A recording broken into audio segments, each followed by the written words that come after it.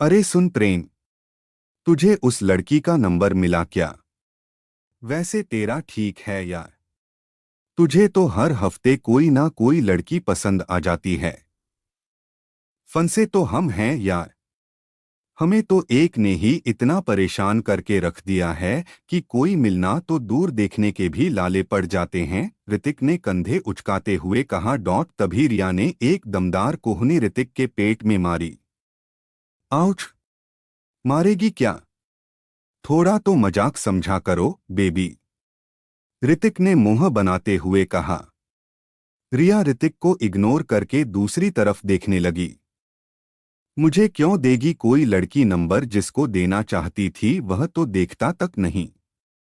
प्रेम ने मासूम बनते हुए कहा। वैसे आरुष, प्रेम ठीक ही कह रहा है। अगर तू 2-4 सेकंड उसकी तरफ देख लेता तो उसे तो घायल ही हो जाना था तेरे प्यार में, ऋतिक ने आरुष की तरफ देखते हुए कहा। आरुष जो चुपचाप कार ड्राइविंग कर रहा था, साधारण तरीके से बोला, यह सब चीजें मेरे लिए नहीं बनी। अगर मेरे लिए इस दुनिया में कोई बनी होगी तो आ ही जाएगी, वरना ऐसे ही ठीक। और रही बात उस लड़की की, तो मुझे ऐसी लड़की पसंद नहीं जो कभी इधर उधर भागे। मतलब ऐसा कैसे कह सकता है तू? बात थोड़ी गहरी है और मुझे ऐसी बातें समझ ही नहीं आती। रिया ने आश्चर्य से आरुष को देखते हुए कहा।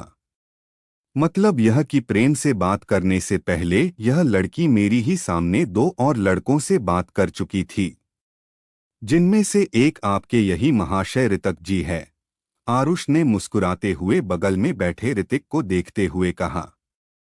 बेचारा ऋतिक, अब उसकी बारी थी रिया को झेलने की। क्या? और बदतमीज यहाँ ज्ञान झाड़ रहा है। आरुष, तूने मुझे उसी टाइम क्यों नहीं बताया? मैं भी इसका भूत वही उतार देती। हाँ देख लो रिया दी, आप जैसे ही डांस के लिए गई थी ना, तो ऋतिक भैया को उस लड़की ने hey dude what's your name बोला था। आरुष की सबसे छोटी बहन आयुषी ने रिया को देखते हुए कहा। हाँ तो बेटा आयुषी, आप यह भी तो बताइए ना कि मैंने कोई जवाब दिया था या नहीं उसको। देखो रिया, आरुष और आयुषी मिलकर तुम्हें मेरे खिलाफ भड़का रहे हैं, तुम तो जानती ही हो, ऋतिक ने आयुषी को घूरते हुए कहा। वैसे भी मिस्टर, मैं तुम्हें ऐसे ही छोड़ दूंगी? यह गलतफहमी अपने दिमाग से निकाल दो। घर तो चलो एक बार, तुम्हें बताती हूँ, रिया ने गुस्से से ऋतिक को देखते हुए कहा। सॉरी बेबी, मैं घर जाकर सारे कपड़े धो दूंगा, बर्तन भी साफ कर दूंगा, ओके? ऋतिक ने नाटक करते हुए कहा। तो सभी लोग उसकी बातें सुनकर हंसने लगे। आरुष के पापा रमेश गौड़ के खुद के 3 हॉस्पिटल थे, एक दिल्ली में और 2 मुंबई में। उसके पापा और बड़े भाई आलोक गौड़ शहर के जाने माने और मशहूर डॉक्टर थे। आरुष एक सफल युवा बिजनेसमैन था। यह 4 भाई बहन थे, जिनमें आलोक सबसे बड़ा और शादीशुदा था। फिर आरुष, प्रेम और आयुषी। ऋतिक और रिया और उसके बचपन के दोस्त हैं, 2 दोस्त और है, शिवम और ऋतु। यह दोनों हस्बैंड वाइफ हैं। शिवम दिल्ली पुलिस में डीसीपी है, जिसकी बर्थडे पार्टी में से यह सब घर लौट रहे हैं। आरुष बहुत ही शांत और शर्मीले स्वभाव का है। वह ज्यादा किसी से बात नहीं करता। केवल ऋतिक, रिया, शिवम और ऋतु ही हैं जिनमें वह खुलकर बात कर सकता है। आरुष भले ही शांत स्वभाव का है, लेकिन वह अपनी फैमिली से बहुत प्यार करता है। परिवार में मम्मी पापा और यह चारों भाई बहन और एक दीदी भी हैं।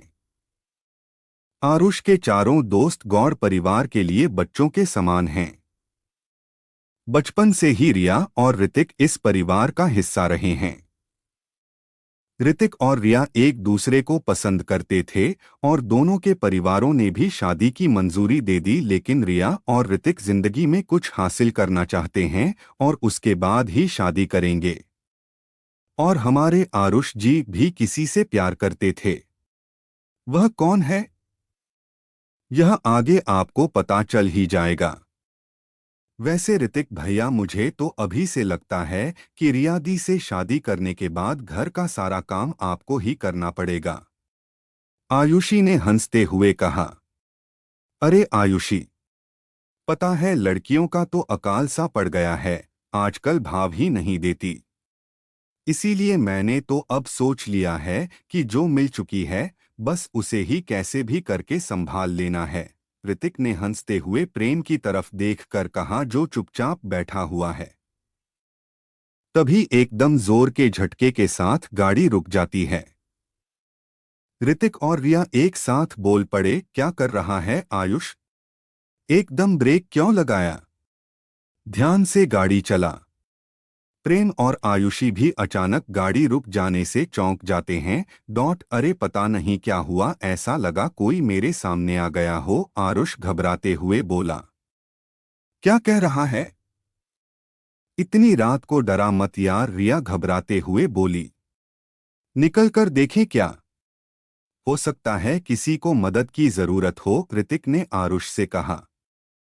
अरे ऋतिक भैया क्यों आफत मोल ले रहे हो? कोई भूत हुआ तो, प्रेम ने डरते हुए कहा। प्रेम पागल है क्या? अगर किसी को सच में चोट लगी हो तो हमें बाहर निकलकर देखना चाहिए, आरुष ने संयम रखते हुए कहा। ऋतिक और आरुष गाड़ी से निकलकर बाहर जाते हैं। भाई ध्यान से, ज्यादा पीछे मत जाना, आयुषी ने डरते हुए कहा। आरुष और ऋतिक जब गाड़ी के पीछे जाते हैं तो वहां पर एक लड़की औंधे मुंह पड़ी रहती है। कुछ दूरी पर उसका एक छोटा सा बैग भी पड़ा था। थोड़ी देर बाद प्रेम भी उन दोनों के पीछे आ जाता है। आरुष और ऋतिक दोनों मिलकर लड़की को सीधा किया। यह करीब 23 से 24 साल की सुंदर लड़की थी, जिसके चेहरे पर जगह जगह पर खून के धब्बे और शरीर पर चोटों के निशान थे। प्रेम ने उसे देखकर कहा, लगता है किसी गाड़ी से इसका एक्सीडेंट हो गया। तभी रिया और आयुषी भी गाड़ी से बाहर निकलकर आ जाते हैं। अब क्या करें? कृतिक ने सोचते हुए कहा। क्या मतलब क्या करें? आपने मूवीज में नहीं देखा क्या? मूवीज में भी तो इसी तरह भूत बीच सड़क पर एक्सीडेंट का बहाना लेकर पड़े रहते हैं और लोग दया करके उन्हें अपनी गाड़ी में बैठाकर हॉस्पिटल ले जाने लगते हैं। तभी वो भूत उन्हें मार डालते हैं। देखो इसको कितनी सुंदर है। भूतनिया भी इतनी ही सुंदर होती है और सुंदरता के चक्कर में लोगों को यमलोक पहुंचा देती है। प्रेम बिना सांस रुके एक ही बार में बोलता चला गया। पागल है क्या प्रेम तू? इस लड़की को देख, कितनी चोटें हैं इसके शरीर पर। मुझे नहीं लगता कि हमें इस हालत में इसे अकेला छोड़ना चाहिए, रिया ने प्रेम को झपटते हुए कहा। यू आर राइट रिया। चल ऋतिक इसे गाड़ी में डाल, आरुष ने सोचते हुए कहा। ऋतिक और आरुषि मिलकर उस लड़की को गाड़ी में डाला। आगे की कहानी दूसरे भाग में सुनाई जाएगी। दूसरा भाग सुनने के लिए चैनल को लाइक, शेयर और सब्सक्राइब करें। धन्यवाद।